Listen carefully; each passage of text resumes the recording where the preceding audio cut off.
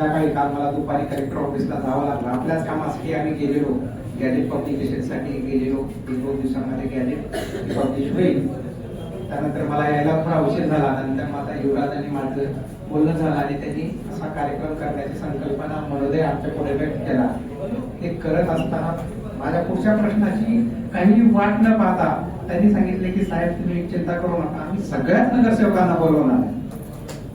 तेव्हा त्यांच्या वेगळ्या कारभाराची पायवाट आम्हाला लक्षात आली आणि तात्काळ त्याला संमती देऊन संध्याकाळी सर्व कर्मचाऱ्याला बोलून आजच्या या कार्यक्रमाचं आम्ही त्या ठिकाणी नियोजन केलेलं आहे.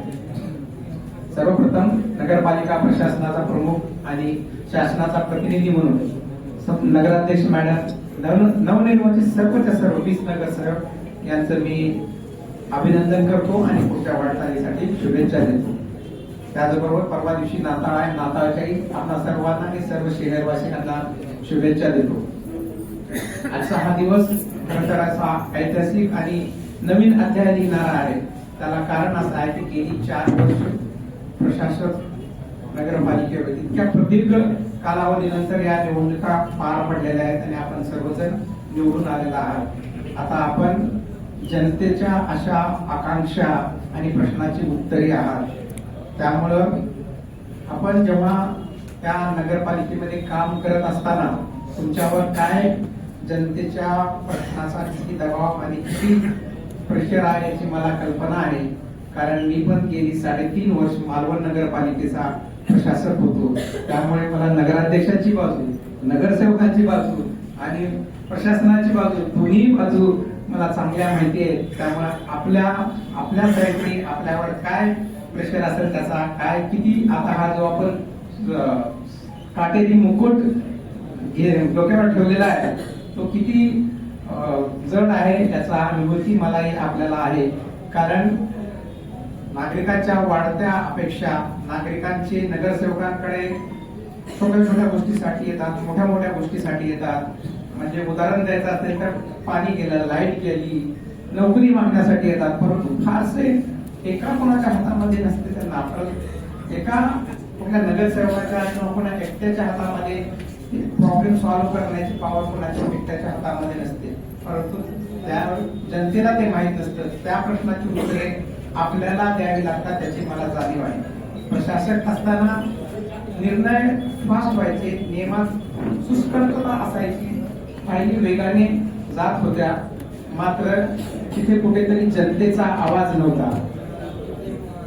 आता आपण हे जे निवडून आलेले नगराध्यक्ष आहेत आपल्या वार्डातील जनतेचा आवाज बनून समाजात त्यांचे प्रश्न मांडा आणि पूर्ण शहराचा आवाज बनून नगराध्यक्ष मॅडमनी राज्य स्तरावर, केंद्र स्तरावर सावंतवाडीचा आवाज पोहोचवावा अशी या ठिकाणी मी अपेक्षा व्यक्त करतो. या ठिकाणी बरेचसे अनुभवी नगरसेवक आहेत, 2-3 टर्म झालेले आहेत, नेमकी साहेब आहेत. म्हणजे आता सगळ्यांची मी नावं घेत बसत नाही, तर सगळे अनुभवी आहेत. काही एकदम तरुण लोकही आहेत. त्या तरुण लोकांचा आणि सिनियर लोकांचा अनुभवाचा फायदा कोणी वेगळा आमच्या प्रशासनातही बघा. काही डायरेक्ट अधिकारी घेतले जातात आणि काही प्रमोशनने घेतले जातात. नव्याच्या संकल्पना आणि जुन्याच्या अनुभवाचा फायदा प्रशासनाला हवा. त्याच पद्धतीनं आपल्यामधून निवडून आलेले जे नवीन नगरसेवक आहेत आणि जुने नगरसेवक आहेत ते त्यांना मार्गदर्शनी करतील आणि दोघांच्या विचाराचा एक चांगला संगम इथे घडून काहीतरी चांगलं नवीन घडेल. विकासाच्या नवीन नवीन कल्पना आपल्याला राबवता येतील. आताच आमच्या लोकांनी सांगितलं की नगरपालिका जवळपास 1 जानेवारी 1878 ची जवळपास 150 वर्ष होती. आपल्या कारकिर्दीत 148 वर्ष आता होत आहेत. आपल्या कारकिर्दीमध्ये 150 वर्ष होती.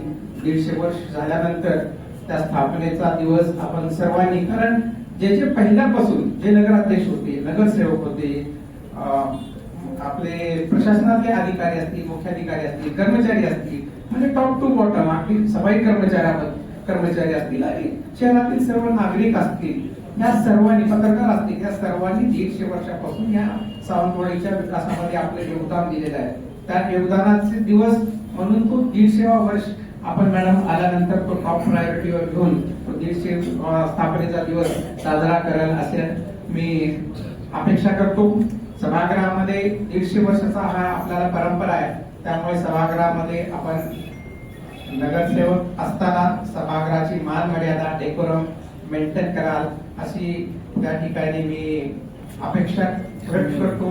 कारण आपला जो सभागृहामध्ये असताना किंवा बाहेर नगरसेवक म्हणून असताना प्रशासनामध्ये असताना आपले जे विचार आहेत त्या विचारामध्ये ठेकेखोरपणा नको किंवा मी म्हणेल तेच खरं असं म्हणायला नको. कारण आपण रिसेप्टिव्ह पाहिजे, सगळ्यांचं आपण ऐकलं पाहिजे, ऐकून मग समजून घेऊन पुढचा विचार केला पाहिजे, निर्णय घेतला पाहिजे. कारण एक आपला एक सिद्धांत आहे, नाव माहित नाही त्या सिद्धांताचं, परंतु साधारण असं आहे की सर्व कावळे काळे असतात असं समजलं जातं.